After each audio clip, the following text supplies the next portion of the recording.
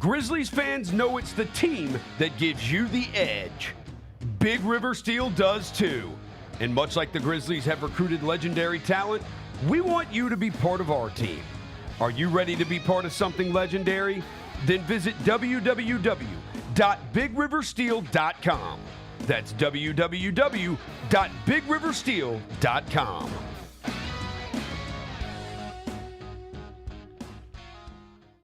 Kroger shoppers and Grizz fans. Want exclusive last-minute discounted ticket deals texted straight to you? Sign up with the new Kroger Buzzer Beater deal. Fans can sign up by texting Grizz to 636-479 or visit your local Kroger store in the Delta Division and scan the QR code. By signing up, you agree to receive recurring automated promotional and personalized marketing text messages from the Memphis Grizzlies. Consent is not a condition of any purchase. Message frequency varies. Message and data rates may apply. Thanks for showing up, Memphis. Nothing compares to catching your Grizzlies IRL. And that all starts with buying tickets at Ticketmaster, the official ticket marketplace of the Memphis Grizzlies and the NBA. Ticketmaster gets you to the game so you can catch every highlight. Put that jersey collection to use for the next game and get Grizzlies tickets at Ticketmaster. Whether they're here at FedEx Forum or on the road, Ticketmaster's got your back when it comes to scoring tickets. And there's no better brag than saying you saw it live.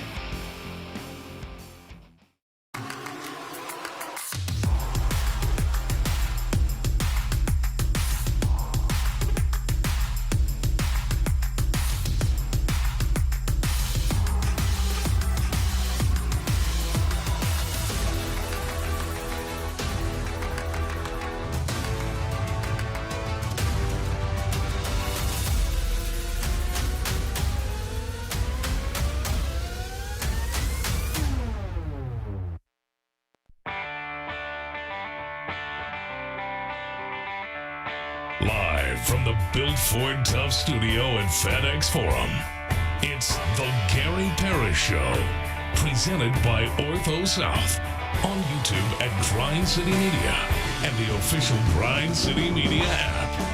Now, here's your host, Gary Parrish.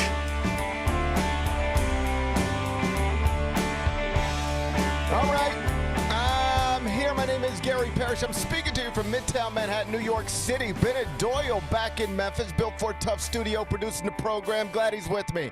Glad you're with me. Hope you're getting through the day best you can.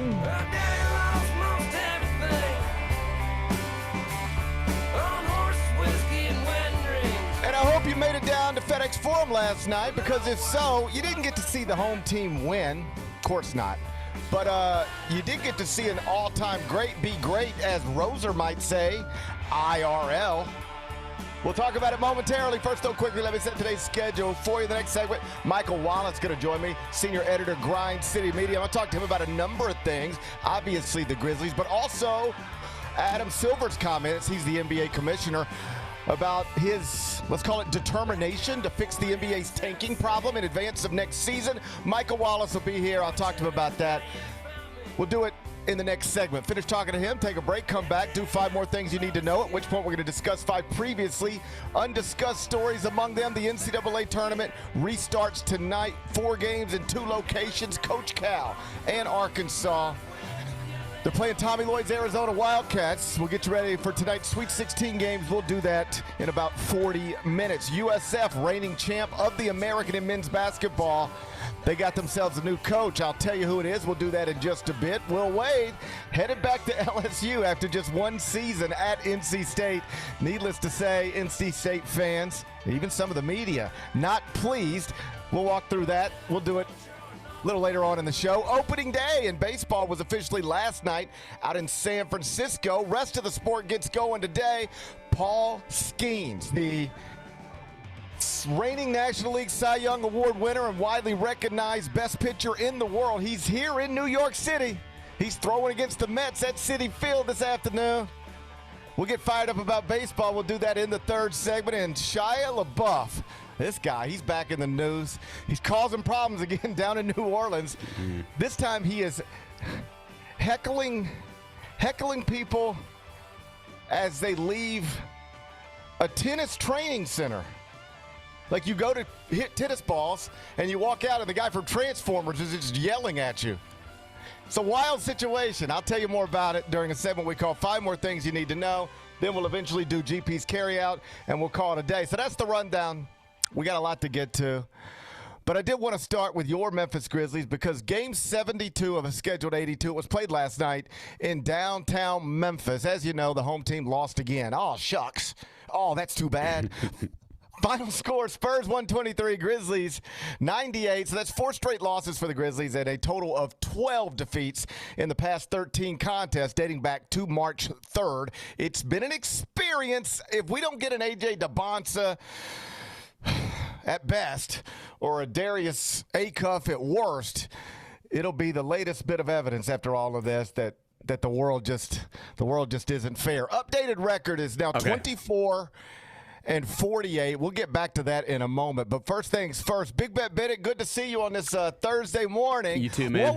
What was it like to see a future GOAT, Victor Wembanyama, have another MVP-level performance in 27 minutes of what ended up being a 25-point victory for a San Antonio franchise that is rolling?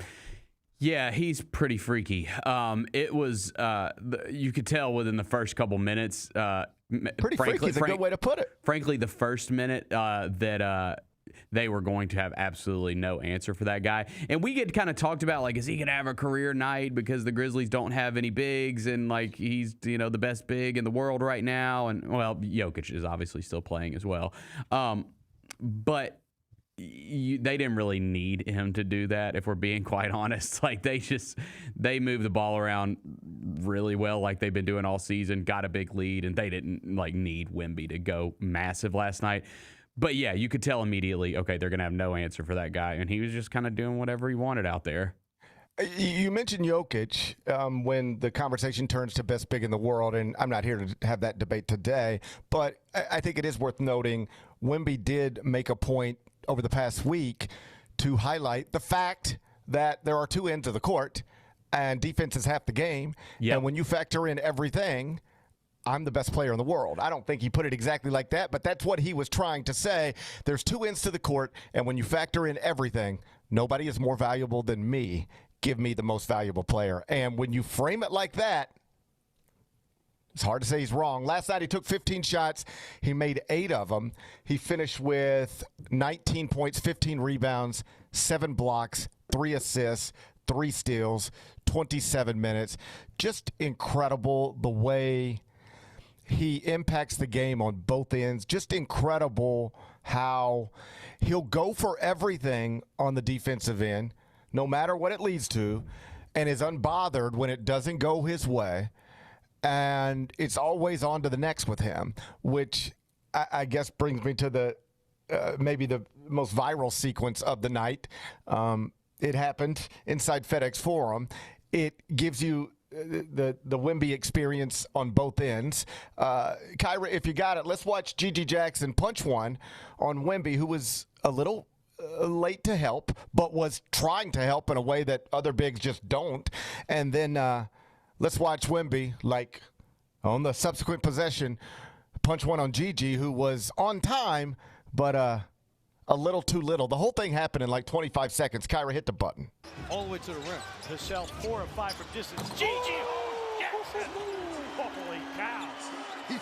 Wemby came to help, but the help wasn't there quick enough. It's bad intentions. Put him on a poster. Wembanyama thought about the 3. He will drive and put one himself. Right back at you. I love it. I love it, baby. We in the park, Petey. We in the Bennett, did you come out your seat? I didn't come out of my seat, but that was it was a good moment. Did Vernon come out of a seat? No, I wasn't next to Vernon last night because we had Spanish radio. But their guy Paul, he definitely came out of his seat. Yeah, he was fired up. No, it was cool. I liked Gigi's explanation when he was asked about it because he obviously took the worst of that exchange, but he said I wanted to jump because that could have been an awesome sequence for me. Like you had the big dunk on Wemby and then you block him on the other end. That's like your highlight reel, one of your best highlights forever. So I totally respect Gigi jumping there. Like, go for it, man. Of course, anybody trying to clown him for getting dunked on by a 7'4" dude, Right. I who respect just pump fake somebody at the 3-point line. Anybody who's like banging on Gigi for that, like I appreciate that he tried, and I love the guys that jump. I respect all the guys that jump. Jumpers. I respect jumpers. Go for it. Try to get the block. This is one where I've come around on. There was a point in life where maybe I leaned toward the little too cool stuff, and I was like, got to make a business decision. Ooh, he should have made a business. Man, who cares about a business decision? Jump. Nah, F a business decision. Go for it. Try to block it. Try to get the highlight. F a business decision. Let's jump. Yes. Let's jump with him. Let's see if we can jump with the alien. Yeah. You can't. You can't. But I appreciate the effort. I do too. I knew how it was going to go the second he bounced it. I knew what was happening next. The second he pump fake bounced, I knew what was happening next. But I appreciate the jump. Let's jump. Yeah, we had a couple really good dunks last night. Taylor Hendricks unfortunately got posterized by Stephon Castle. We don't have to play that one, but yeah, it was fun. I mean, like, you know, obviously the game was the game, and I know we're going to talk about the situation, but you know, we did have some fun moments last night, and yeah, man, it is kind of surreal watching that guy. Like, he is becoming one of those. You had a ton of fans there early. We've seen this over the years with Steph Curry, with LeBron, with KD to an extent. He is becoming one of those guys where the fans show up early to watch him, you know, warming up. And you had a ton of fans, like, obviously huddled around the tunnel to try to get an autograph when he comes out. So it's kind of cool seeing that. You just want to see him, first off. Like, you don't walk around in your day-to-day just seeing humans who look like that. So it's just a spectacle, period. You know, like I work with Roy Hibbert. He's 7'2", and every once in a while we'll walk around somewhere outside of the studio, and like everybody looks. You know, like when you walk down the street, nobody really pays attention. When I walk down the street, nobody, you know, I look like everybody else. But when somebody that unusually tall walks anywhere, people's eyes go that direction because you're just not used to seeing that. So there's that aspect of the Wembanyama thing. He just looks different than everybody else, even basketball players. Like we joked yesterday, we looked outside the window, and there he is outside the Westin signing autographs. And I don't have the best eyes, with glasses or without. But like it was easy to see that's him because he looked different than everybody else. Sure. Even among basketball players. Basketball players look different among normal people, and then he looks different among basketball players. And so there's that aspect of it that I think people just are attracted to, want to see, want to stand next to it. And then there's the basketball stuff, which is, I mean, it's like it's unlike anything we've ever seen. Like we've seen people kind of built his way, kind of do some of this stuff, but we've never seen somebody built exactly that way do all of these things. He is a one-of-one generational talent, and that was on display last night in downtown Memphis. I turned on the double post last night here in the room. Shouts to CJ Hurt for popping in. Yeah, Shouts to Lang Whitaker for calling in. And one of the things I heard Lang point out is that Wemby had 5 blocks in the first half. He's now done that 5 times this season. So 5 blocks in the first half, 5 different times in the season. And as Lang noted, every other player who has appeared in any NBA game this season has 4 such games combined. And Wemby has 5. Wemby has 5. I just visualize this. Players who have had at least 5 blocks in the first half of a game. There's one. It's one dude. It's Wemby. He's over here. Everybody else combined in the league, throw them all together. How many do they have? 4 combined. Damn. He's different. He's just different than everybody else. He's already a 2-time All-Star at the age of 22. He's about to be the NBA's Defensive Player of the Year at the age of 22. He's about to be first-team All-NBA at the age of 22. He leads the NBA in net rating with a 17.3, which is at least 2.6 points better than everybody else, including second place Shai Gilgeous-Alexander.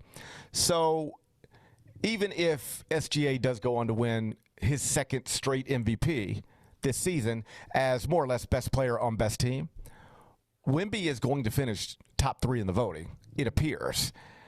And if you asked anybody in the world who they'd prefer to start an NBA franchise with right now, the clear pick would be not the reigning MVP, but the 7'4" phenom who me and Bennett watched sign autographs outside of the Westin a Wednesday morning before he turned in another eye-popping performance inside FedEx Forum. So now the Spurs, after that victory, 55-18, they've won 23 of 25. They're just 2 games back of Oklahoma City in the West. Probably not going to catch them because Oklahoma City, probably not going to lose that much again. The Thunder remain the favorite to win the West at minus 125 according to DraftKings. But the Spurs are second at plus 350. Then it's the Nuggets at plus 450. Then it's a big gap, and the Lakers are fourth at plus 1,600. If you're curious, the Celtics are now the favorite in the East at plus 170. Then it's Cavs, Knicks, and Pistons in that order. Meantime, the Grizzlies, I told you we'd get back here. 24-48, 10 games remaining. Half game back in New Orleans, alone in 12th in the West. 1.5 games ahead of Dallas, which is alone in 13th. Still got the 7th best lottery odds. With a second first-round pick now slotted 13th over at Tankathon. How about that? How about that? In part because interesting development. It is an interesting development. Desmond Bane and the Magic can't win anymore. They've dropped 6 straight. Latest ESPN mock draft at number 7, it's got Darius Acuff from Arkansas. At number 13, it's got Braylon Mullins from UConn. At 7, you're in that Acuff, Kingston Flemings, Keaton Wagler, Michael Brown, Nate Ament, Braden Burry's range, I think, according to most mocks at least. At 13, you're in the Braylon Mullins, Kareem Lopez, Thomas Houck, Jaden Quayton, Yaxel Lindeborg. You're in that range, just to name a few. Strong draft, but I think you can tell, if you follow it at all, just by the way those names were grouped together. There's a notable difference between 7 and 13, and in most people's minds, a notable difference between 4 and anything below 4. So still shooting for the number 1 pick. Still happy with the top 4 pick. 7th best lottery odds. Get you a 31.9% chance to get into the top 4. A 7.5% chance to land number 1. 13th best lottery odds. 3.8% chance to get into the top 4. 0.8% chance to move all the way up to number 1. The NBA draft lottery. Put it on your calendar. Set for Sunday, May 10th. Oh, I can't wait. 6 weeks from this Sunday, Big Bet Bennett. Big day for the franchise. It is. Big day for the franchise. For anyone that was wondering, we were officially eliminated from play-in contention last night. Shucks. In case anyone was holding out hope, I had to throw that tidbit in there. Oh, man, that's too bad, Bennett. Sorry. I hate to hear that. Sorry about that, yeah. Well, I sure do hate to hear that. Yeah. But always next year, though, you know? Oh, I'm ready for next. Yeah, yes. There's always next year. I would hope that we are in that play-in contention next year. Man, I hope so. Yeah. I hope so. Hey, let's talk to Michael Wallace. He brings a certain level of maturity to the show. Let's talk to Michael Wallace. He's up next.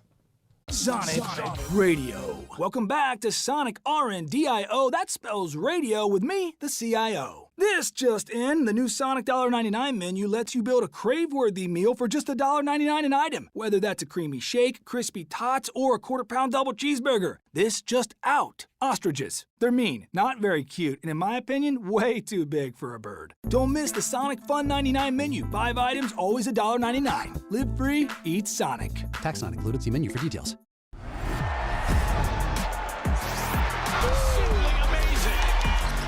Wells, a rhythm 3. Yes, sir! That's an exclamation point on this game. Grizz fans, defend your home court from pests with Terminix. Before cockroaches, spiders, and mice show up, Terminix it with our pest-free 365-plus year-round protection plan. Visit Terminix.com today and enter code SAVE50 at checkout to save $50. Terms apply. Go Grizzlies! New Amsterdam Vodka is an official partner of the Memphis Grizzlies. It's the only exceptionally smooth vodka that is 5 times distilled, 3 times filtered, and rated 93 points. New Amsterdam believes wins big and small become legendary when you celebrate them with your crew. So here's to the blue, white, and gold, the Memphis grit and grind, and reliving winning moments big and small with Tennessee's favorite basketball team. New Amsterdam Vodka. Find your wins. Did you see that hockey goal from the Russian Hockey League? We're going to come right in front of the table and we're going to recreate. We're going to recreate the moment. Hold around. You do it. Go, let's go!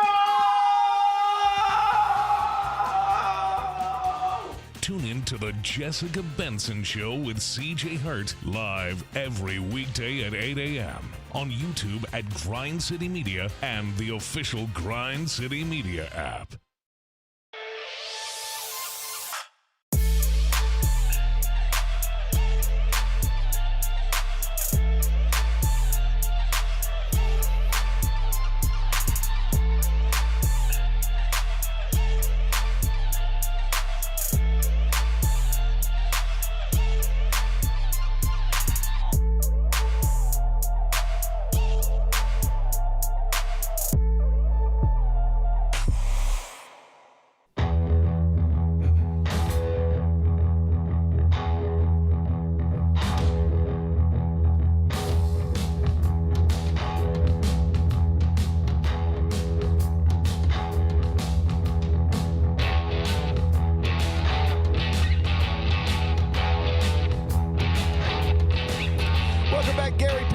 Presented by Ortho South. I'm in New York City. Bennett Doyle back inside the Built Ford Tough studio, FedEx Forum downtown Memphis. And I'm joined now by Michael Wallace, senior editor, Grind City Media. He's at home now. 6-game homestand. Hey, 6-game homestand to help close the regular season. That's not bad. I know this has been rough on everybody, but this is a little gift from the NBA schedule makers, I guess. Hey, no question about that, man. Hey, 6-game homestand. I wish they were under better circumstances and these were meaningful, impactful games, but you'll take 6 games at home in Memphis, especially when the weather is going to be as beautiful as it is currently right now. But I see you're back on the road, man. So, hey, I know you got big things popping too. I am back on the road. Call time tonight at 8:00. So I got the afternoon off and baseball season starting. So I'm actually excited. But I'm looking forward to my next 6-game homestand whenever that might. I'd take just 3 nights at home in a row at this point. But you know, it's coming. It's right around the corner. I can see the finish line from here. So I'm all good. I'm in a nice hotel. I got no complaints. Hey, I know the Grizzlies season has turned the way it's turned. It is what it is. We're moving forward. Everybody understands the score.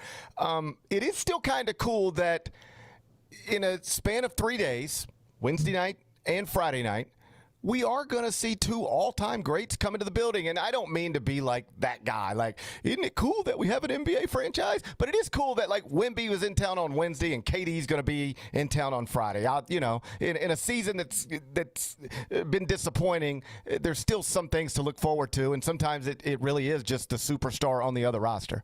Yeah, well, I mean, when you even, stretch out that home stretch right there, you can go even back to last week. I mean, you had Nikola Jokic, your MVP, in town last week. You got a win over that Denver team 2 nights later. Jason Tatum is back now in his sort of initial games back, and Jaylen Brown. So you got Boston, and then coming right back now, as you said, Victor Wembanyama and then KD.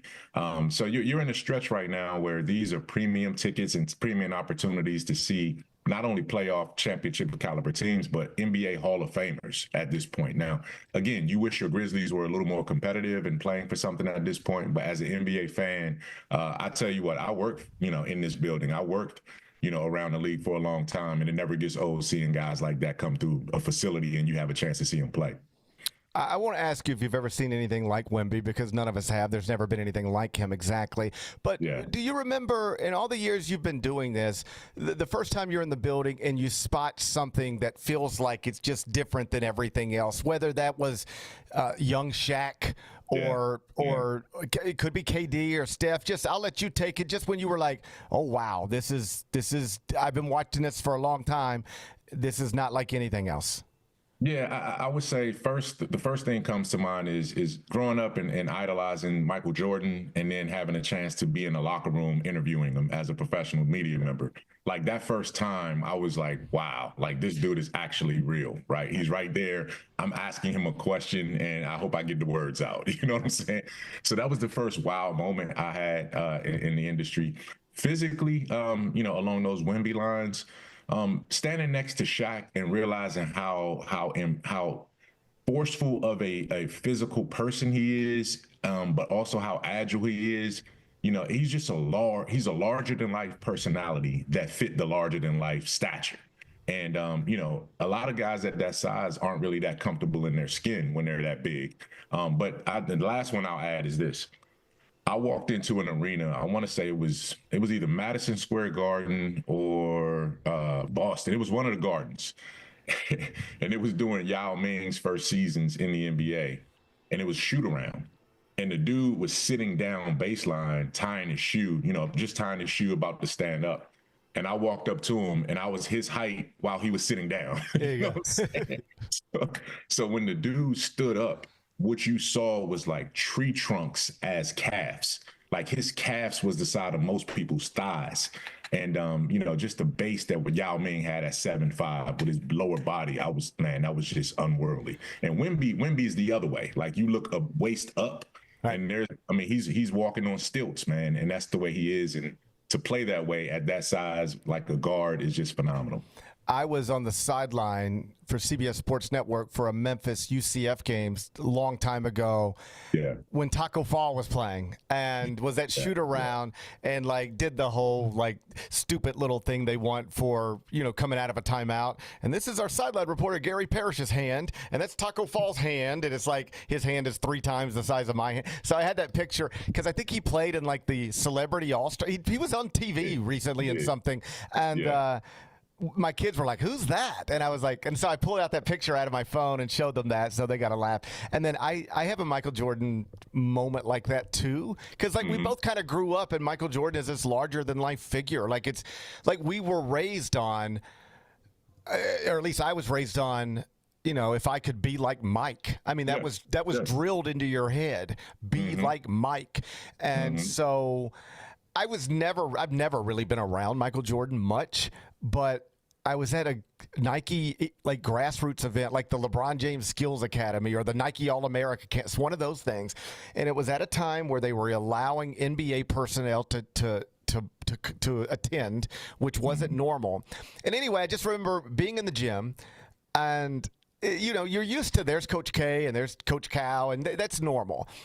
And I was just standing in a circle on the floor, off the court, talking to like 4 people I know, one of whom happened to be an NBA executive.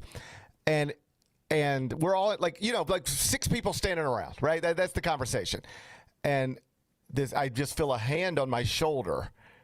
And a guy had walked up behind me because he recognized somebody else in this group of 6 people. And he's like, "What's up, fellas?" or something like that. And I do one of these, and it's Michael Jordan. And I'm like, Michael Jordan's hand is on my shoulder, right? And it had nothing to do with me. I just happened to be the person he walked up on to address other people. But there was something, I don't get starstruck. But that was like, I was like, Michael Jordan's arm is on me right now. And that was just like a weird, he like has that presence about him. When he walks in a room, the room kind of stops. You hear this about people sometimes. Michael Jordan in politics, people say this about Bill Clinton. When Bill Clinton walks in a room, he like takes over the room. There's like something about him that does that. I've seen it with Mike Tyson, oddly. I don't even know if Mike Tyson understands that it's happening or why it's happening, but I've seen people just stop like Mike Tyson's here. And Michael Jordan, he does that to even people who are used to it.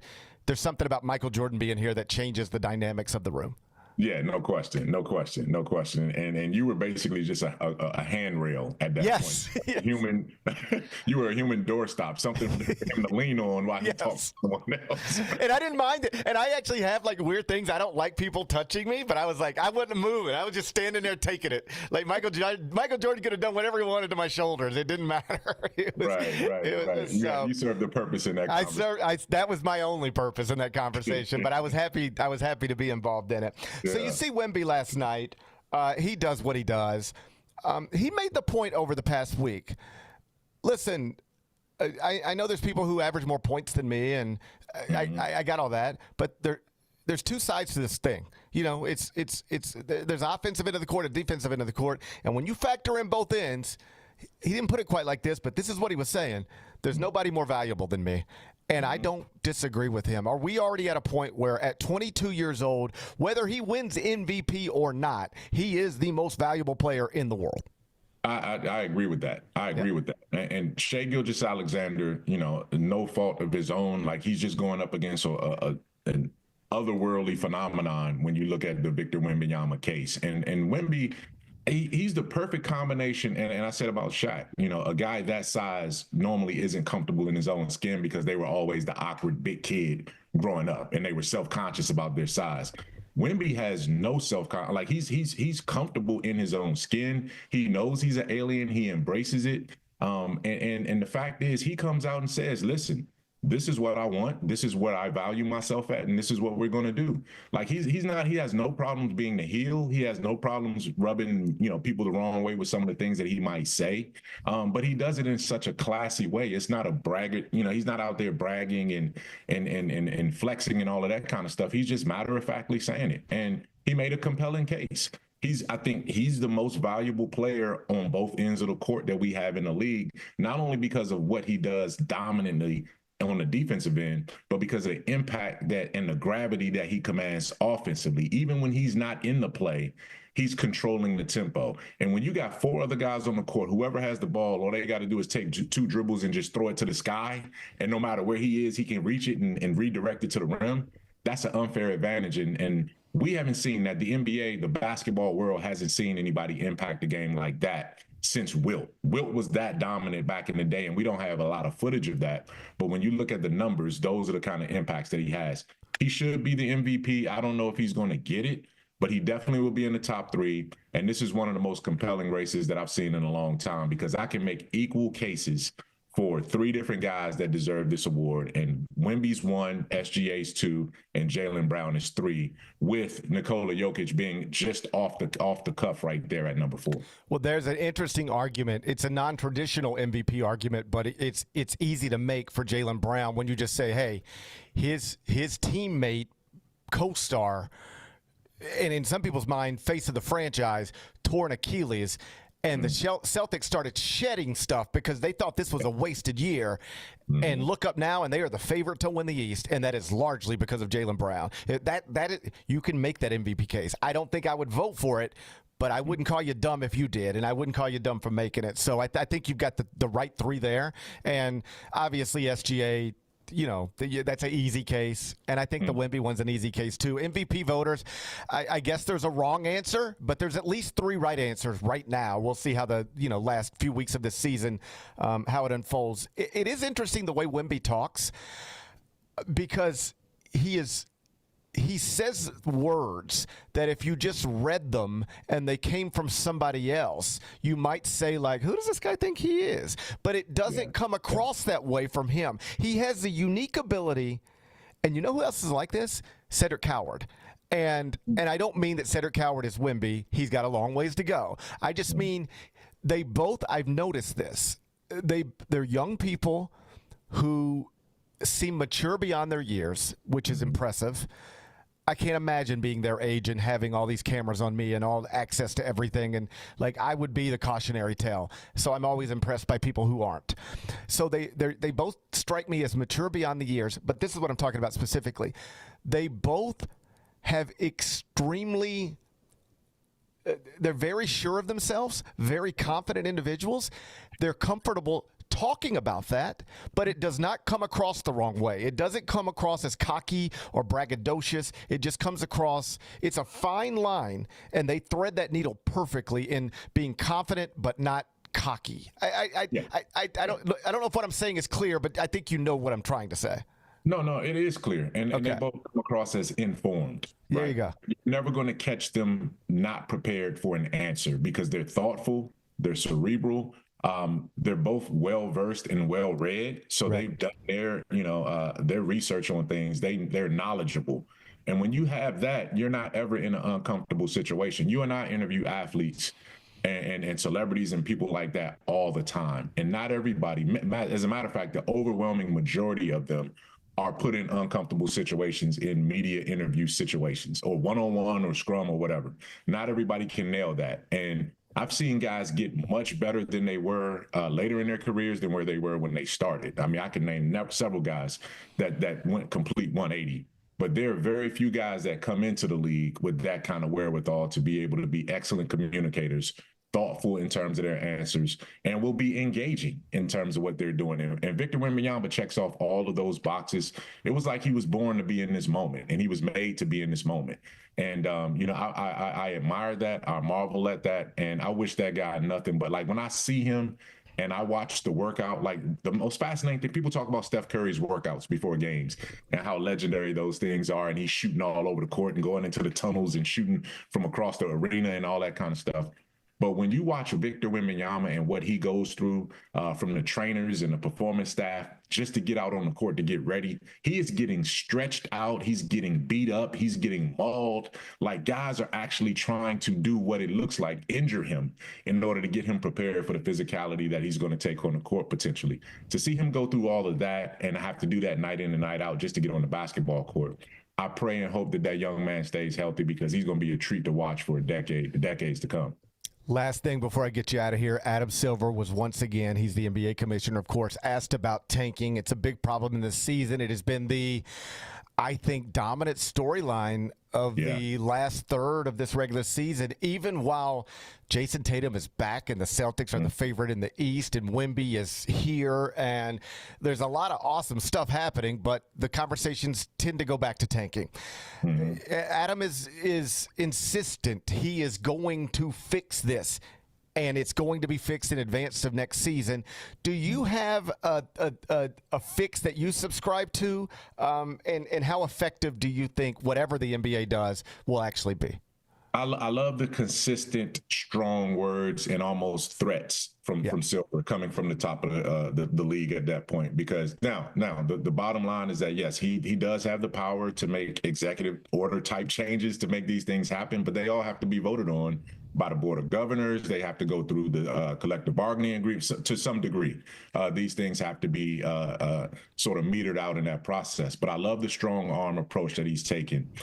Because here's the thing, man. For 30 games since February, you've had at least a third of the NBA basically robbing fans of hard-earned money that they spent on a product that they're not able to see night in and night out. You're going to an NBA game, but what you're showing up and watching and seeing are players that you didn't sign up for your tickets to go see, for the most part, from your home market. And you're seeing intentional injury reports come out, ruling guys out, delaying different things and all of these, and it undermines the product. It just simply does. And you're at a point now where a lot of these teams are looking for season ticket renewals. Right. And what are you selling them right now? Like, you're selling people on the hope that you might get better next year. Well, I'm paying for tickets that I've already paid for this year. And half of them were worthless because of what the product I'm watching. So it's kind of tough. And when you're at the top and you're the commissioner, you have to come out because the integrity of the league is at stake with this issue, and it has to be fixed. Again, I've said it like this before. Flatten the odds to a certain extent. I'm not saying Oklahoma City should have a shot to get the number one pick, right? But what I'm saying is from 1 to 14, just flatten them all out. Flatten them all out at that point, and don't incentivize the team trying to get in the bottom 4 or bottom 6 or anything like that. Flatten it out, and you cannot have a top 3 pick in consecutive years, no matter what. No matter what your record is, no matter how bad you are not able to get a top 3 pick in consecutive years. I think it starts there, and then we'll see where it goes from there. That is Michael Wallace, Grind City Media. Make sure you follow him on X at @MyMicCheck. That's at @MyMicCheck. You're the best, buddy. It's great to see you. Can't wait to see you in person when I get back. Absolutely, man. Take care, man. Safe travels. Bye-bye. That's Michael Wallace, Grind City Media on X at @MyMicCheck. When we come back, turn our attention. NCAA tournament restarts tonight. Sweet 16, 4 games in 2 locations. We'll get you ready next. Gary Parrish Show presented by Ortho South. Thanks for showing up, Memphis. Nothing beats catching your Grizzlies IRL, and nobody knows that better than you. So next time you want to hit up a game, Ticketmaster's got your back with tickets to every upcoming matchup. Whether you're catching the Grizzlies at home or on the road, you'll find tickets at Ticketmaster, the official ticket marketplace of the Memphis Grizzlies and the NBA. Keep putting that jersey collection to use and get Grizzlies tickets today. There's no better brag than saying you saw it live. See you courtside again soon, Memphis. Fridays at FedEx Forum just got a whole lot more fun for the family. With the Family Friday ticket offer, a $35 game ticket gets you a $10 food voucher and access to pregame shoot-around. Additionally, for every 4 tickets purchased, you get an autographed item from the Grizzlies Vault. Capture moments that last a lifetime for birthdays, youth groups, and other family-friendly celebrations. Visit Grizzlies.com/Friday to grab your tickets today.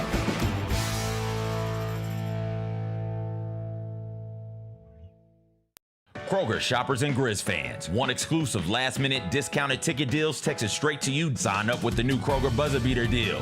Fans can sign up by texting Grizz to 636-479 or visit your local Kroger store in the Delta Division and scan the QR code. By signing up, you agree to receive recurring automated promotional and personalized marketing text messages from the Memphis Grizzlies. Consent is not a condition of any purchase. Message frequency varies. Message and data rates may apply. Grizz Nation gets set for tip-off 1 hour before every Grizzlies home game with the warm-up show. Get the latest news, notes, and analysis live from courtside at FedEx Forum. The Grizzlies have been consistent as one of the top 2 or 3 most productive benches all season long. Join me, Lang Whitaker, along with Michael Wallace, Jessica Benson, and other personalities from Grind City Media, Memphis, and around the NBA. 1 hour before every home game, live at Grind City Media on X, YouTube, and the official Grind City Media mobile app. Junior Grizzlies summer camps presented by Ortho South are the key to a slam dunk summer with over a dozen 4-day camps perfect for hoopers ages 6 to 14 looking to build fundamental skills and make unforgettable memories. With camps across the Mid-South in Tennessee, Mississippi, and Arkansas, you won't have to go far for the ultimate hoops experience this summer.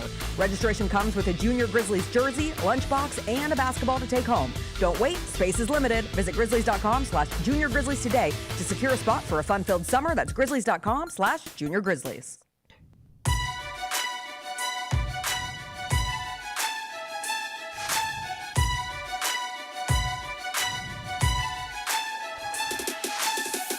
Orthopedic injuries can be unpredictable, unforeseen, unscheduled. Ortho South understands this better than anyone. Since your injuries don't make appointments, you don't need to either. That's because Ortho South welcomes walk-ins during the weekdays, in the evenings, and even on Saturdays. So next time an unforeseen injury makes an unscheduled appearance in your life, visit orthosouth.org to find your nearest urgent care location. Just walk in at Ortho South to take care of everything, especially you. Learn more, orthosouth.org. That's orthosouth at orthosouth.org. Now, I got 5 more things you need to know. Number 1. Sweet 16 gets underway tonight. 2 locations, 4 games. I guess the big one for our local interest would be 8:45 Central on CBS, America's Most Watched Network, Network of Stars. Arkansas, Arizona, in San Jose. John Calipari just 2 wins away from another trip to the Final Four. He's been there with UMass. He's been there with Memphis. He's been there with Kentucky.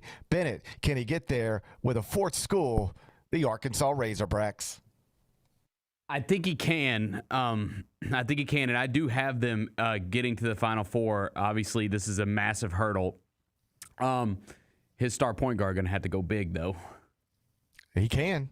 He can do that. I'm really fired up for these games tonight, man. It's like it's an awesome slate. I mean, obviously, it's the Sweet 16, so all the games are going to be good, but like every one of these is compelling. So let me just run you through the schedule real quick. It's going to get started at 6:10 Central, Texas against Purdue. Texas is the lowest seeded team left in this tournament. They're the 11 seed. So if you need a Cinderella, it's the University of Texas. I mean, that's where we're at. You realize the lowest seeded team in the Sweet 16 last season was John Calipari's. And the lowest seeded team in the Sweet 16 this season is the University of Texas. I mean, it's just that's not a coincidence. This is where the sport is headed. I'm not saying we're never going to see, like, never ever. Like, I'm not trying to be Andre 3000 here. But I'm not saying never ever. I'm just saying it's going to be rare that we see the true mid-majors make it to the Sweet 16 because it's harder than ever to maintain success at that level.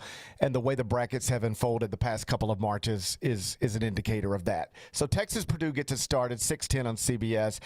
20 minutes after that, Iowa-Nebraska, which is just great. Either story is great. Somebody's going to win that game tonight, and this is going to be true. Either Nebraska wins it, and the Cornhuskers, with Fred Hoiberg on the sideline, his son in the starting lineup, and that son's twin brother also working in the program. After entering this NCAA tournament as the only power conference school in the country with 0 wins in this event, if Nebraska wins tonight, they're then 1 victory away from the Final Four. Crazy. Yep. Just as crazy.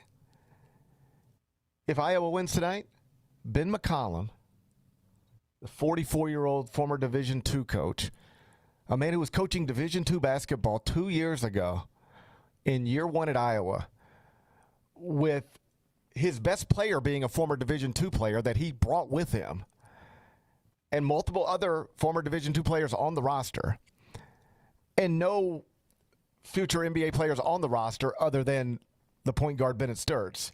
Ben McCollum in year 1 at Iowa, if he wins tonight, is 1 more win away from the Final Four. That's crazy. Yeah. Either story is awesome. And it's funny because at CBS Sports HQ, one of our host is Chris Hassel, who is a Iowa native, Iowa alum, Iowa diehard.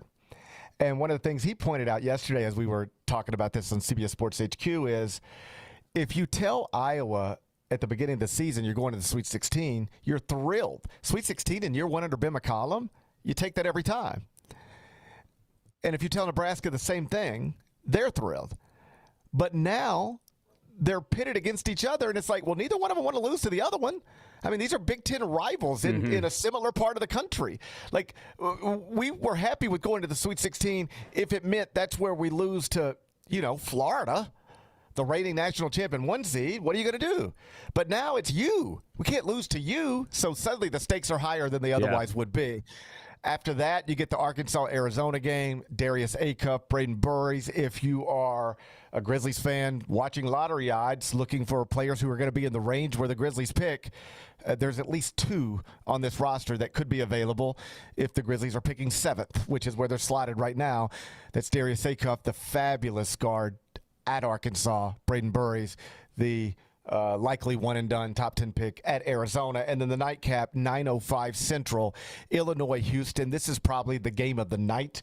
This is certainly a game featuring the 2 teams that combined have the best chance to win the national championship. In other words, if you were ranking true national championship contenders, you would get Illinois and Houston off the board before you would get any other 2 teams playing against each other off the board tonight. So 4 games, 2 locations, should be terrific. I'll be in studio, CBS Sports Network.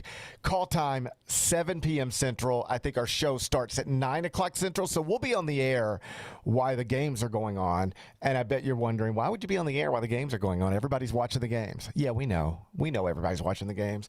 But if you need a secondary screen, we're there for you. And what we are there to do is mostly provide a stage for the post-game press conferences that will come after Texas-Purdue. So Texas-Purdue, Iowa-Nebraska, those games start at 6:10, 6:30. They'll be wrapping up, and then we'll handle most of the post-game stuff starting at 9 o'clock, and then that'll lead us through to Arkansas, Arizona, Illinois, Houston, and then I'll be off the air at 11 p.m., straight back to the room. I Own College Basketball podcast at 11:30, and we got a late night crew handling the Midnight Central show. Busy times up here in the city, but we having fun. Number 2. USF is the reigning champ of the American in the league that Memphis finished tied for 8th in. USF finished alone in 1st. Just like in football, if you win the American, you get a trophy, but you lose your coach. That's where we're at. That's where we're at in the American. If you win your conference, you get a trophy, but you lose your coach. So Tulane won a trophy in football, lost its coach to Florida. USF won a trophy in men's basketball, lost its coach to Providence. USF has a new head coach, and it's Chris Mack, the former Louisville coach, who comes to them after a couple years at Charleston. This is a great hire, I think. I think so too, man. I mean, we've seen him do it before, so I think it's a really good hire by them. Chris Mack, first off, I've known him for a long time, since he was an assistant at Xavier. I like him on a personal level. He is a pretty good example of maybe you should leave well enough alone every once in a while. Mm-hmm. Because do you know his story? For people who don't. So he's from Cincinnati, went to Xavier, and then became the head coach at his alma mater. I mean, it's not Penny Hardaway because he's not Penny. He didn't matter at Xavier the way Penny Hardaway mattered at Memphis, right? Right. But he did play at Xavier. He's a former Xavier player. He is a Xavier graduate, and he grew up in Ohio. I shouldn't say Cincinnati. I think he was born in Cleveland, maybe grew up in the Cincinnati area, but then plays basketball at Xavier in Cincinnati, and then becomes the head coach at his alma mater. And you might be wondering, well, how'd that go? Amazingly, he was the head coach there for 9 years, and he went to 8 NCAA tournaments in 9 years. He went to the Sweet 16 5 times in 9 years. He went to the Elite 8 1 time in 9 years and got a 1 seed in the NCAA tournament in his last year at Xavier while winning a Big East title. And then the Louisville job opened. And it was like, how do you turn down the Louisville job? Mm-hmm. I mean, it's the Louisville job. How do you turn that down? So he took it because he felt like he had to. And he was gone before the 4th season was even done. And some of it was directly tied to COVID. Like, here's the other thing. If Louisville just rides this thing out with Chris Mack, he might still be the coach there, still be doing fine. Because he got the job, went to the NCAA tournament in year 1, and then in year 2, they finished 2nd in the ACC. 24-7 record, 15-5 in the ACC. He's going to be a top 4 seed in the NCAA tournament. And then COVID happens. Tournament gets canceled. So he doesn't get credit for going to the tournament. Doesn't get credit for a possible run in the tournament. Comes back the next year. This is that year where everybody was COVID testing before games, contact tracing, and games were getting canceled nonstop. They only played 20 games because they had big interruptions with their team multiple times. They went 13-7, 8-5. Missed the NCAA tournament barely, but basically the committee was like, they just didn't play enough games.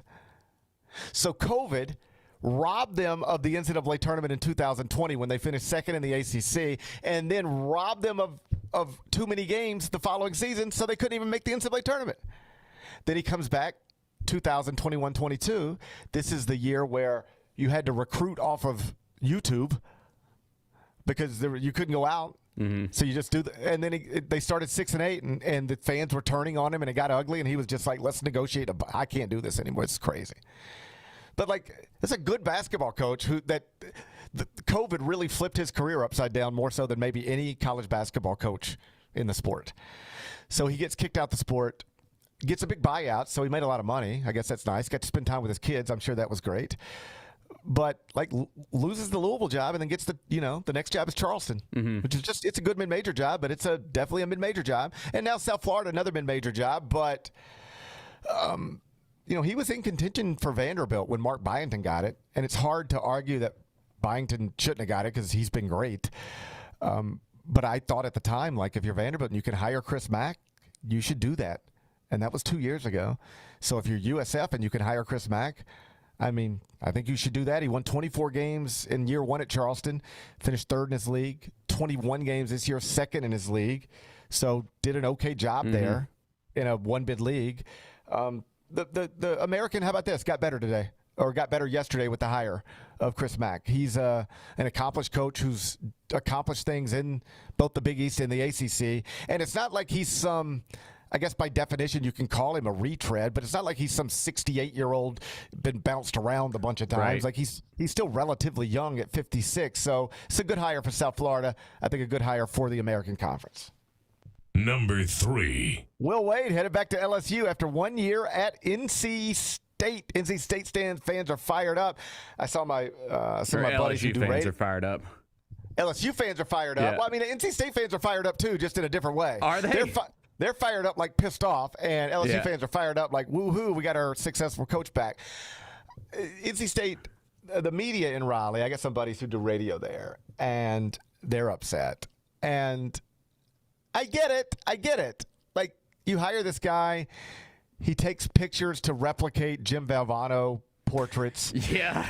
He talks shit about Duke, talks shit about North Carolina, and like tells you he's about to be, banging heads on Tobacco Road. And then after, like, actually less than a year, he's gone back to LSU. I get being mad. And I saw some of the media in Raleigh say, this just shows you he's not built for this neighborhood. You could talk tough and think you're ready to bang heads with Duke and Carolina, but you're not ready to bang heads with Duke and Carolina, and this just proves that. What do you think of that? I think that he wants to go back to the school that it's like unfinished business, I don't like NC State is a good job, right? Obviously, you have to play Duke and North Carolina every year. Yeah, I mean, it is a good job. The problem with that job is you are judged next to Duke and Carolina by your own fan base. Right. And it's just it's a hard thing to be judged by. Yeah. I wrote a column 20 years ago, 15 years ago. It was a time, I wish I could take the column back because I don't write like this anymore. I wouldn't write like this anymore. It was a time when Bill Simmons got real famous for making pop culture references in sports columns and became like the most successful sports columnist, certainly of the time, maybe ever. Like the impact Bill Simmons had on sports writing is immeasurable. Whether you think it's good or bad is beside the point. He made an impact, and people were trying to copy it. And I guess I fell into that trap or whatever. And I wrote a column about NC State when I think they ran off Herb Sendek, and I was just like, you have to understand, like, you're Khloe Kardashian. Like if you just see Khloe Kardashian by herself, you're like, hey, that's an attractive woman. That's a great-looking woman. But she is never by herself. She is constantly with her sisters. And people are constantly comparing her to her sisters. And there's 3 of them. At the time, there were 3 of them. I think the other ones were underage. You can't talk about them at the time. Now you can say whatever you want. But at the time. So I was like, NC State, you're Khloe. Duke is Kim. And let's call Carolina Courtney. And if you're walking around with Kim and Courtney all day, all people want to do is tell you you're not Kim and Courtney. And that's tough. But you need to understand you are Khloe in this hypothetical. And, oh, buddy, they didn't like that very much. And I still think, like, the it's a solid comp. I like the comp. No, it's a fair comp. Like, the comp's fine. It's just a little, it's just a little hacky. Like, I wouldn't write that way again. But the comp still makes sense in my head. So that's the problem with that job, is that you want to be Duke and Carolina, but you're not. And you're probably not going to be. But Will Wade came in like, I'll show you. And then to leave less than a year later, people are like, you bum. You got here and then realized you ain't built for this. And people can think whatever they want to think. That's fine. I'm not arguing with them. But you know what it is more to me? You know what it looks like more to me than that? Because I actually think Will Wade is built for anything. He doesn't give a shit. Like, he doesn't care.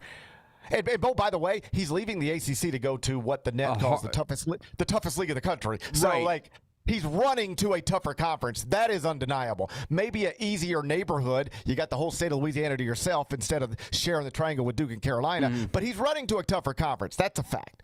You know what this is? Don't ever take into account just how much the non-basketball stuff matters to these people. I don't know if you follow what happened at LSU, but the school that gave Will a lifeline after LSU fired him, that's the other thing if you don't know the story. LSU fired this guy just a few years ago. And now they are hiring him back to run their basketball program. He was fired in 2022. 4 years later, they're bringing him back. Before they brought him back, they brought back the president who hired him at McNeese is now at LSU. The athletic director who hired him at McNeese is now at LSU. The people who he worked with at McNeese for 2 years and loved every minute of it are now working at LSU. They lived in Baton Rouge, he and his wife and his family, for 5 years.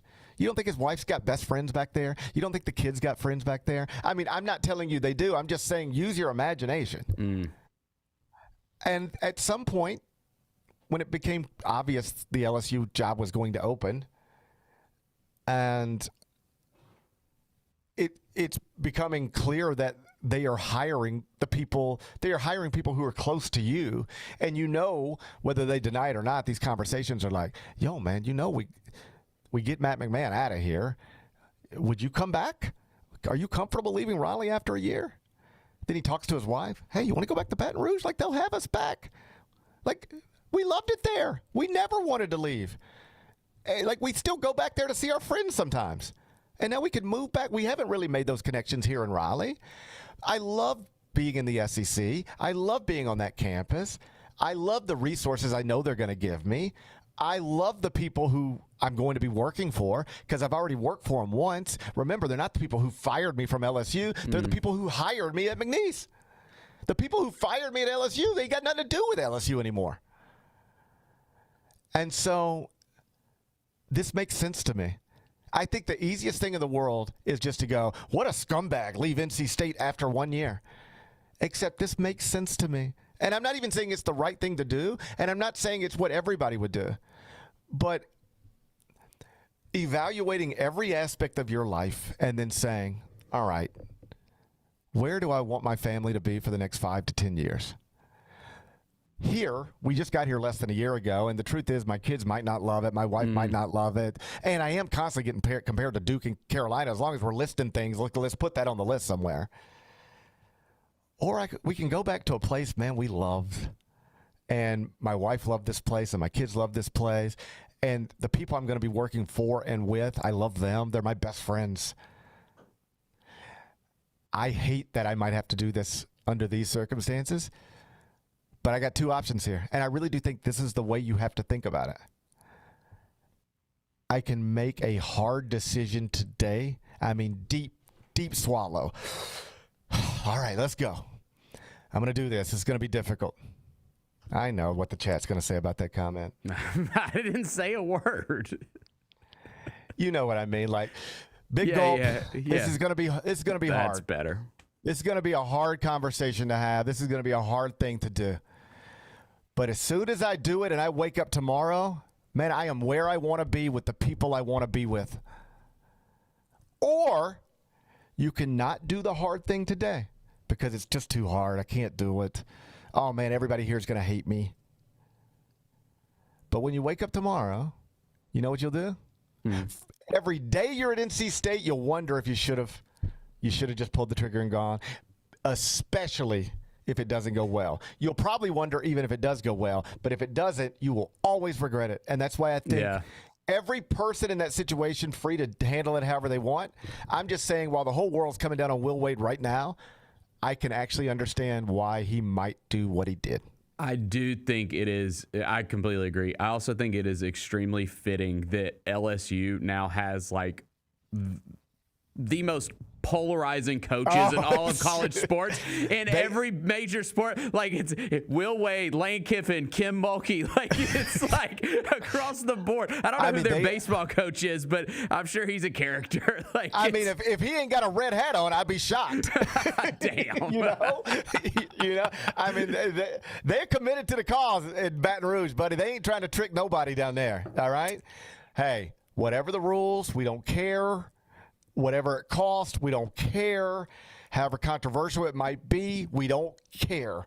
We are in the win business. Yeah. We are trying to win. Well, whatever we're doing, we're trying to win. Not a popularity contest. We ain't trying to make everybody like us. We ain't even really trying to make everybody respect us. We're just trying to win every competition we're in. Our coach's moral code does not matter at all. That's where we're at, which is fine. I actually like that they kind of own it. The ones that I don't like Will, say what you want to about Will. He's not a phony. Like, I could say all of this stuff. I could sit here and talk about Will Wade was a cheater, and he cheated, and cheated. And if Will Wade heard this, he would send me like a laughing emoji. Like, he doesn't care, and he doesn't take it personally. And I can respect that more than the people who are actually like hypocrites who actually portray themselves in ways that they're not. Like, if you'll acknowledge up front you're a flawed person, I can be more forgiving of you being a flawed person.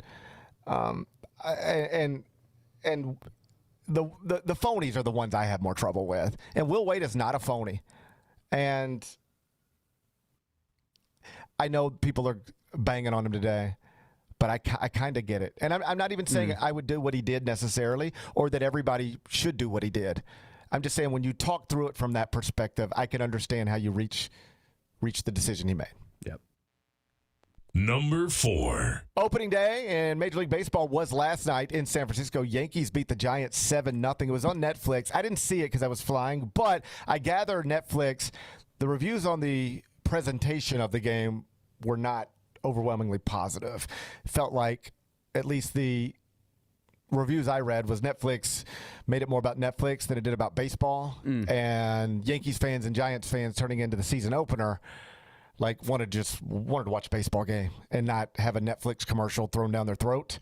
And so there was some of that, I gather. But either way, who cares? Today's the real opening day. This is when everybody else gets started. You know where I'm going, Bennett? Where are you going?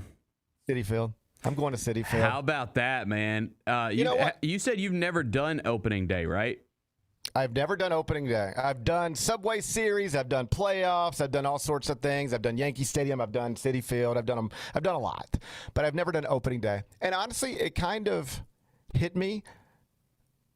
First off, I didn't realize my call time was 8 p.m. until yesterday. All right. So I didn't even realize this was possible until yesterday. If I would have known it was possible, I would have flown my family up and been like, let's do this together. Deal of it, yeah. Yes. I hate that my family's not here to do this with me. I wish I would have done that. They're coming to the Final Four, and they probably need to be studying spelling and math and stuff. Yeah. But I do wish that if I would have known 3 weeks ago that my call time was 8 o'clock and had a second to even piece all this together in my head and think ahead, which I didn't. I mean, I'm just, but if I'd have done all that, I wish I'd have flown them up and been. But as I was thinking through it yesterday, I realized, okay, my call time's 8 p.m. First pitch is 1:15.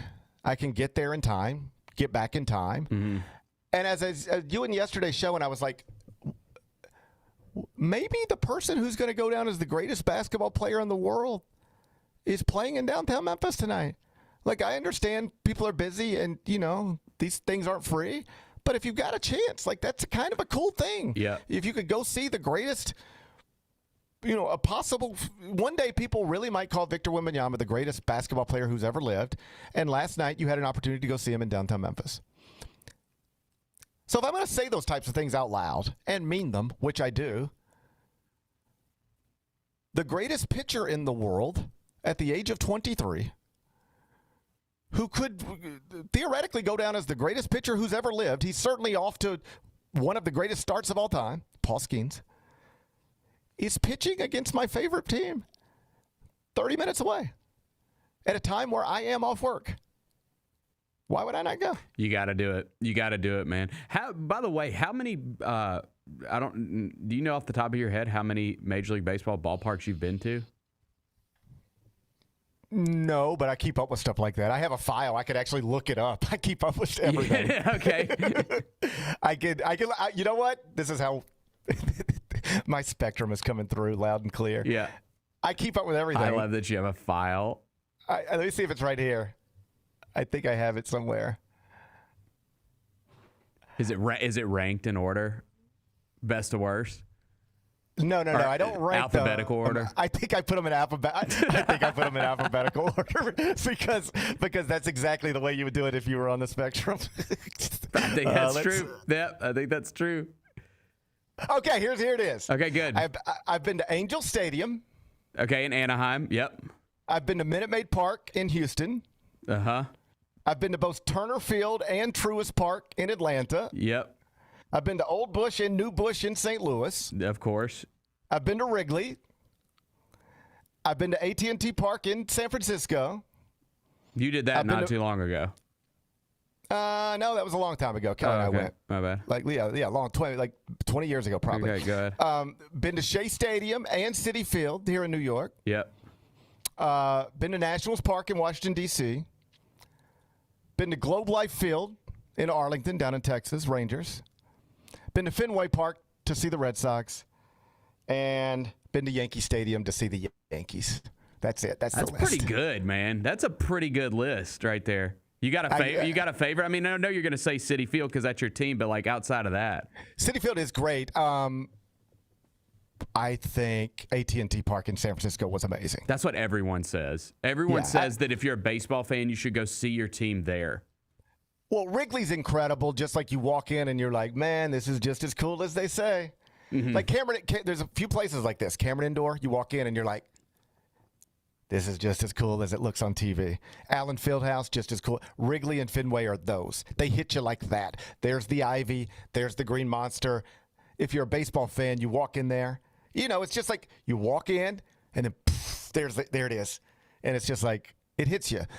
But AT&T Park, just like, you know, you're on the water. Mm-hmm. You know, it's beautiful. And so that's the one that really strikes you. I love Globe Life Field down in Arlington, just because it's retractable roof.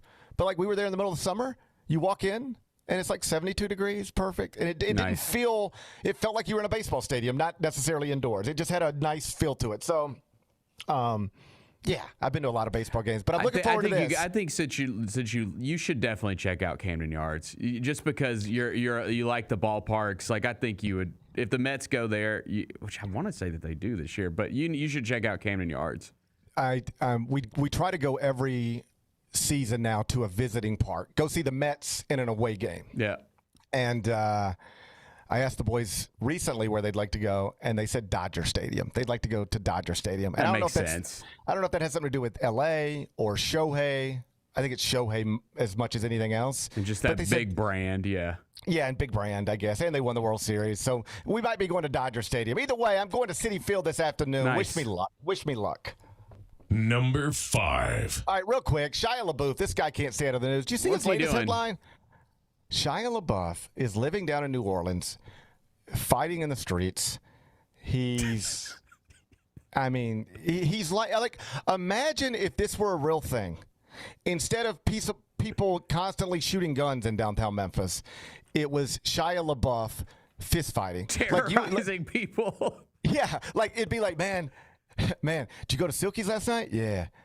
Did y'all bump into Shia? No, we didn't see him last night, but I heard 2 nights ago he's at Alfred's trying to fight the bartender. Uh-huh. Like that's really what that's a thing in New Orleans. Yeah, he's terrorizing New Orleans. He's terrorizing New Orleans. That's insane. I mean, it is his city. Like, you know, he has a right to be there. He has a right to be there. He has a right to be there. Although, you know what? Send ICE agents down and get him. Can we send ICE to go get him? But we need someone to get him. Like somebody's gotta help that dude. Listen, I want to be on the right side of history. All right, forever. So. Just let the record know I ain't down with none of this nonsense. I'm anti-ICE, okay. All right? But I'd send him down to New Orleans to get Shia LaBeouf right now. I wouldn't mind sending Shia LaBeouf to if anybody needs to maybe be sent to El Salvador, it's probably Shia LaBeouf, if we're being honest. Man, I saw the picture of it. What did he do this last time? I saw the picture of his shirt off with his big back tattoo. He really has just been fighting in the streets, picking fights with bartenders. I mean, it's like this is not crazy. I mean, it's obviously crazy, but this is not a crazy thing to say on March 26, 2026. Hey, let's say you live in New Orleans and you're the type of person who might go out on a Thursday night. This is not a crazy conversation you might have with your friend. Hey, you want to go out tonight? Yeah. You think we're going to bump into Shia? Would you fight him if we did? Like that's like a real conversation you could have, because you might have to fight Shia LaBeouf. You might have to fight the star of Transformers tonight if you go out of New Orleans. So here's the latest. He lives across the street from a tennis clinic. Like you go there to play tennis and practice tennis. Yeah. Like let's pretend he lived across the street from the old racket club or something, all right? And he has a front porch, and you can sit on it because you could do that.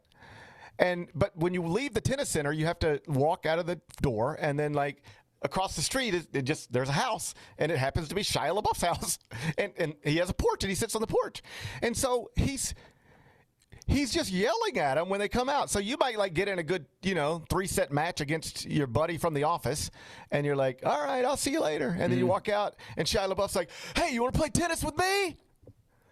You want to play me in some tennis? Which is yeah, go ahead.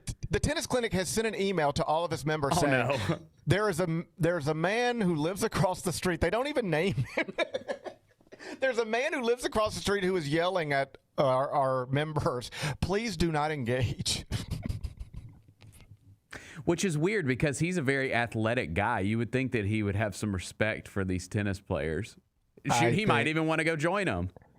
I think, well, he's trying to, and they're like, buddy, you got to stop yelling. At some point, you got to stop yelling and fighting. You're yelling and fighting too much. Yeah. Like before we can even consider playing you in tennis, you got to stop yelling and fighting. You're yelling and fighting every day. This is why they killed him off in Indiana Jones. Spoiler alert. Yeah, like he was going to be the next Indiana Jones, and he wouldn't stop yelling and fighting. In all seriousness, he has like a mental health issue and a substance abuse issue. And I've actually I've been a fan of his over the years. Like I think he's a good actor. He's been in some movies that I really like actually. So it is kind of, I know we're joking around, but yeah, I'm with you on what you're about to say. He needs help. Yeah. Like if you watch that interview from a few weeks ago that he did with some just whatever, it was clear he's not well. And but nobody can reach him. Like here's the thing, if you've ever been around somebody who's not well, you can try and try and try and try and try. And if you've ever been around somebody who's not well, you probably know what I'm saying, right? But unless if they're fighting you on it. At some point, you just had to get out the fight, right? Yeah. You cannot help somebody. I mean, it's all cliche, but it is true. You cannot help somebody who doesn't want to get help, and you can't care enough for somebody that doesn't care enough themselves. And that seems to be what's going on with him right now. People have clearly tried to help him. He is rejecting it at every turn and continuing to cause problems in a very public way. That's the other thing. I get it. Why are you being this way? Because he's unwell and has a substance abuse problem. That's why he's being this way. But I'm a big believer in learn to keep to yourself.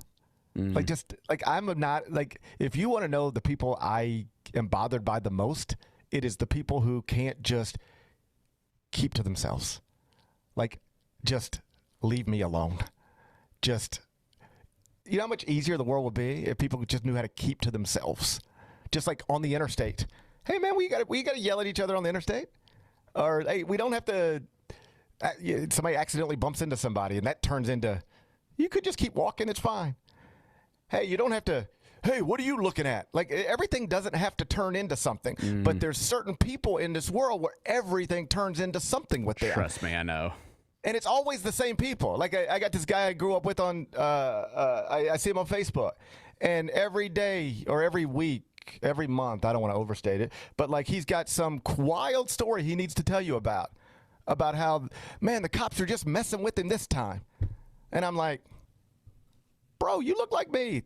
The cops don't really mess with people who look like us, you know?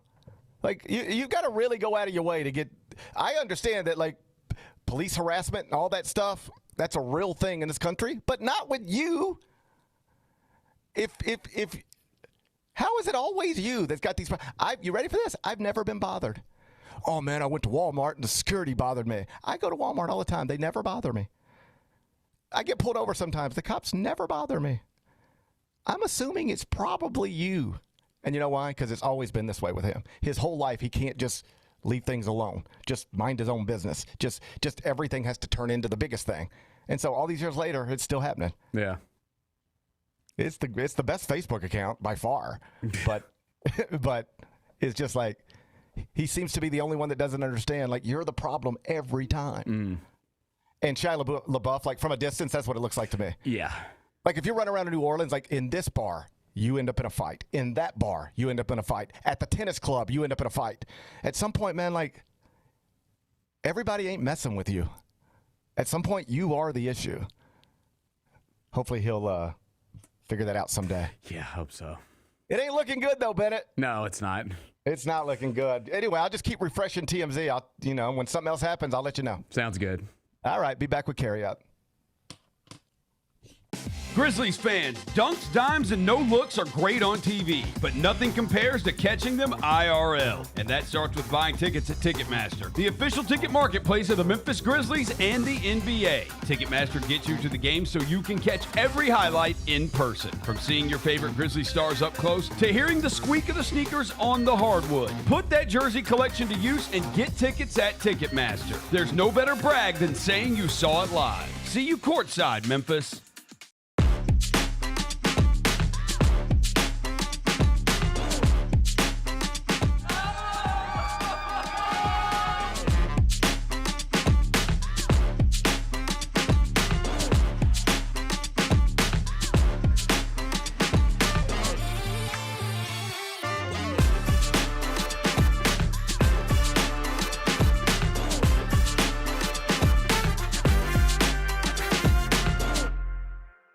With living in luxury at Southland Casino Hotel, the good life is closer than you think. Members get one entry with every 100 points earned playing on their Lucky North Rewards card, plus one free entry daily. Win free play at our hourly drawings, and don't miss our Saturday grand prize drawings in March. You could win a home theater package, premium massage chair, an outdoor jacuzzi, and $250,000 cash. Luxurious prizes await at Southland Casino Hotel. Must be 21 or older. Play responsibly. For help quitting, call 800-522-4700. Let's face it, there's a lot of trash talk in basketball, but the great teams let their performance do the talking. Like Ford F-150 with Pro Power on board, a class-exclusive industry-first feature that turns your truck into a mobile generator and leaves the competition speechless. Ford F-150, official truck of the Grizzlies. Greatness starts here at your Mid-South Ford dealer. Class is full-size pickups under 8,500 pounds, GVWR.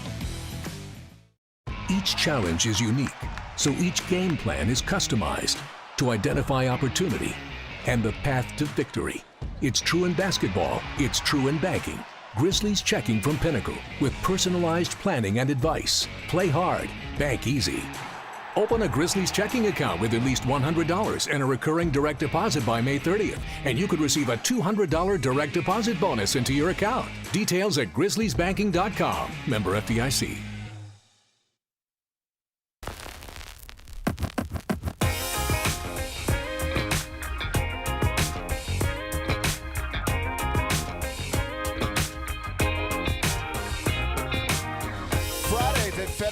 Just got a whole lot more fun for the family with the Family Friday ticket offer presented by Ashley Furniture. $35, that's all it takes. It gets you a ticket to the game, a $10 food voucher, and access to pregame shoot-around. Additionally, for every 4 tickets purchased, you get an autographed item of your choice from the Grizzlies Vault. Capture moments that last a lifetime. Visit Grizzlies.com/Friday to grab your tickets today. That's Grizzlies.com/Friday. Let's do carryout. It's time for GP's Carryout. One final segment filled with stuff to take with you. It's not everything you need to know, but it's most of it. What did we miss today? Oh, Bennett, your girl she back in the news. She creating headlines again, old Taylor Frankie. Uh-oh, what'd she do? Well, a couple of headlines connected to over the past day or so. ABC has confirmed she is going to get her entire salary for The Bachelorette, even though The Bachelorette is not going to air as previously planned. And That's nice. I guess it's just also, like, I think common sense. Like, I saw some people like, ooh, is that surprising? Like, she did the work. Like, this seems like it'd be easy work for a lawyer. Right. Like, she did the work. She did the work. The show's in the can. She did everything she's supposed to do. And the only reason it's not airing is because you guys have decided not to air it. We understand why. We'll take responsibility for that. But you could still air it if you wanted to. It's not against the law to air The Bachelorette just because The Bachelorette looks like a maniac on video.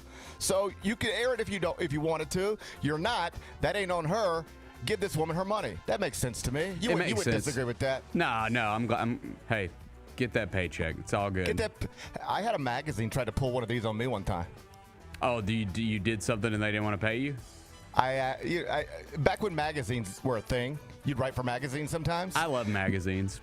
For people who are young, magazines are these things. They used to think of it like a book, but fewer words, but bigger in size, and a big glossy picture on the cover or something. It's a magazine. You Google it. And so anyway, they'd have preseason college basketball magazines, and they'd be like, GP, could you write a Conference USA preview and maybe 10 storylines to watch? And you do all these things, and maybe at the end of it, you could make an extra $2,000 or something, It was vacation money, I guess. And so I would do this every year for, let's just say, one of the many preseason magazines that existed at the time. And I did it several years, and it was without issue. I would write what they asked me to write, and then they would send me a check, and then I'd buy the magazine, and I'd go, oh, well, that's cool. Look, my name's in a magazine. Yep. And it went that way for years. And then one time I turned in everything. They were like, all right, deadline's July 10th. And I probably turned it in July 12th, if we're being honest. But I got it to them in plenty of time. And then I get a check. I don't remember what I was supposed to get a check for. But let's say it was $2,000, all right? And I got a check for $1,000. And so I emailed the guy. I'm like, hey, I don't know what the confusion is, but I got a check. Appreciate that. But it feels like it's for half of what it's supposed to be. And he said, yeah, I meant to let you know. We have decided not to publish this year for a lot of different reasons. It's got nothing to do with you. It's not making sense to publish the actual issue this year. So we decided we're just going to pay all the writers half of what we agreed to pay them since we're not publishing. And I said, buddy, I'm sorry, things aren't going. I did everything I was asked to do, regardless of whether you created a magazine or not. Yeah, it ain't really got nothing to do with me. Once I send an email to you, my job's done. I think I should probably be paid for what I was supposed to be paid to do. And he didn't even argue. I got the next check within a week. It was fine. But he was testing me, I think. So anyway, ABC's going to pay Taylor Frankie, as they should. Good. Just like that magazine paid me, as they should have. But the other issue for Taylor Frankie is that she's now possibly facing, headline over the past 24 hours, possibly facing a third domestic violence charge. Oh, God. I know. I don't watch the show. I just watch TMZ. Was she violent on the show? No, I don't think so. Not really. That's not what I'm asking, because I think she'd be smart enough not to. Yeah. There's like the lighting and makeup, and you're very aware. It's a little bit different, Yeah, body cam footage and iPhone footage a little different than what she's dealing with on set. So I'm not asking if she was fist fighting on set. I assume she wasn't. I'm asking, from your wife's perspective, has it always been clear that this woman is bananas, or do people love her because there's another side of her that I'm not aware of? Oh yeah, for sure, people love her because there's another side you're not aware of. Now, what people do. What is that side, I wonder? Oh, I mean, it's listen, there's obviously the video that we've all seen, and it looks bad, but the dude who's getting beat up in the video, he ain't without fault. Okay, Benny. Dakota, okay. No, listen, they've had a wild, you do see that, they've had a wild relationship with cheating and just all kinds of bad stuff. I mean, I told you he cheated on her with her mom's friend. That's rough. I'm going to need to see pictures before I cast judgment on that. Yeah. So, anyways, but no, there is yes, there is a good side, I believe, that people enjoy. Yes. Okay, I ain't seen it yet. Is there a next step for her? Is she going to? Is this it? Will 3 domestic violence charges do it for you? I think that I don't think this will be the last that you'll hear from Taylor. Okay. I don't think it'll be the last you'll hear from her. Probably just Well, got to lay low for a little bit. Well, she doesn't seem capable of laying low. Well, she might have to if she goes to prison. She seems about as good as laying low as that Shia LaBeouf. You know what I'm saying? Yeah, I know what you're saying. She doesn't seem great at lying low, but I wish her luck. I can't say I'm not intrigued, you know? I can't say I'm not intrigued by the whole thing. I find her to be I can't say I'm not I'm kind of rooting for her. I'm going to be honest with you. I feel like she's had a weird life. I don't know if this is all her fault, GP. If you want to be serious for a second, like totally serious for a second, I don't think the way anybody is totally their own fault. That's fair point. You can trace it back almost always. Yeah. If you were trying to figure out why is that person that way, you can figure that out. And it almost always traces back to, honestly, childhood. It almost always traces back to childhood. So if your point is, it ain't Taylor Frankie's fault the way she is, I'm sure there is some truth to that somewhere. But, man, she keeps stepping right in it, you know? Been a rough month for sure. It surely has been a rough month. I can't say I'm not intrigued though. We'll see what happens next. Yeah. I'm sure it'll be something. I'm not sure what, but I'm sure it'll be something. What's today's biggest game? All right, Sweet 16 tonight. I'm taking you down to Houston, South Region, Toyota Center. It's Iowa, Nebraska. Basically, oh man, I cannot situation. wait for this game. It's going to be so good. I mean, it's the battle for the corn. Iowa and Nebraska in the Sweet 16 in Houston, Texas. Yep. Nebraska -1.5, totals 131.5. How you going to act? Of course, I'm riding with my Huskers. I only had them getting this far, but I don't care about my bracket. I want to see them have success and advance. So I'm rooting for them. Yeah, let's go Huskers. That's pretty selfless from you, Bennett. Bennett says F his bracket, go Huskers, go Fred Hoiberg, go Carol Hoiberg, go the entire Hoiberg family. Bennett says take Nebraska -1.5 tonight. It's Nebraska, Iowa, Sweet 16. The winner advances to the Elite Eight, where it will play the winner of Houston, Illinois. What are we watching on TV? Okay, Bennett, you sent it to me. The new trailer for the new Harry Potter film has dropped. So it's not a film, it's a series. What? Oh yeah, this is a series that is coming to HBO. What? Yes, and it's based on the books. You can see the trailer playing right now. Now, the biggest question that I think is being asked about this new Harry Potter series is, do we need it? The last movie came out in 2011, I think. So we're not. I guess we're a decade removed, so maybe we do need it. People love Harry Potter. It's HBO, so like you would assume that it's gonna be pretty good. Like a lot of things that they do end up being pretty good. I enjoy Harry Potter. My wife is fired up about it. I don't know if we need it, but I'm definitely gonna check it out when it comes out. Okay, who's my guy that played Harry Potter? Like he's the original Daniel Radcliffe. Okay, I saw an interview with him, and they were asking him about this, and he was like, I was reading late at night, and I don't know exactly what he said, but if I remember correctly, it was something along the lines of, I'm just not going to get involved in it. I don't think these people need me hovering over it and saying I love it or I hate it or I'm not interested in it. It almost feels like, when you ask Eddie Murphy, so what do you think of the new SNL cast? Like, right. He probably has no thoughts on it whatsoever. But if he says anything other than it's amazing, it's just something nobody really involved wants to hear. And so I thought that was interesting. He was like, I'm just going to mostly stay out of it. I'm with you. HBO, they usually do a good job with everything.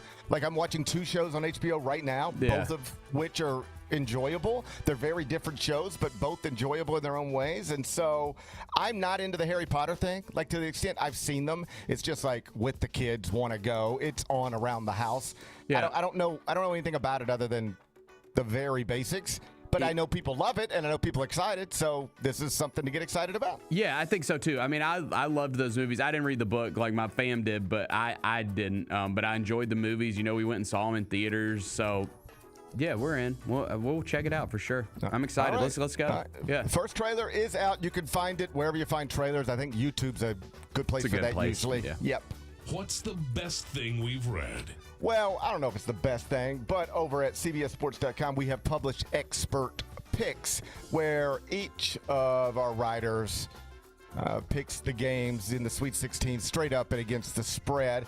I told you yesterday my Final Four in my original bracket remains alive completely, so I just stuck with that, which means I've got Houston, St. John's, Arizona, Michigan advancing all the way to the Final Four. Houston, Michigan in the title game. Houston over the Wolverines. Kelvin Sampson gets his title in Indianapolis at the age of 70. You can find all that. It's on the homepage right now, CBSSports.com. What's on tap for tomorrow? Well, tomorrow's going to be Friday. We'll look back at tonight's Sweet 16 games. Get ready for Friday's Sweet 16 games. Duke, St. John's, Alabama, Michigan, UConn, Michigan State, Tennessee, Iowa State. That's tomorrow. Also, Kevin Durant and the Rockets going to be at FedEx Forum. All-time great in the building in downtown Memphis for the second time in 3 days. Jessica Benson will join me in the first hour from the Bill Ford Tough studio. Should be a fun show. Looking forward to it already. Enjoy the rest of your day. I'm going to try to enjoy mine. If that old Paul Skeens doesn't screw it up. Good luck, man. Let's go Mets. Meet back here tomorrow at 10. Till then, be careful, be kind, be good. Rep your hook.